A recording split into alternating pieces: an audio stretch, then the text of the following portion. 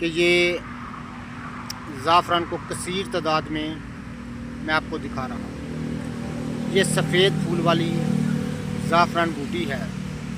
नाज़रीन, मैं आपकी खिदमत में बारहा अर्ज़ कर चुका हूँ कि ज़ाफ़रान फूल के रंग के लिहाज से 3-4 किस्म का है। ज़ाफ़रान जो है फूल के रंग के लिहाज से 3 से 4 किस्म का है। जर्द फूल वाली जो कि एक नायाब किस्म है, और सफ़ेद फूल वाली जो कि आम है, और हल्का नीलिंगो रंग और हल्का बैंगनी रंग, ये 4 किस्म पाई जाती है।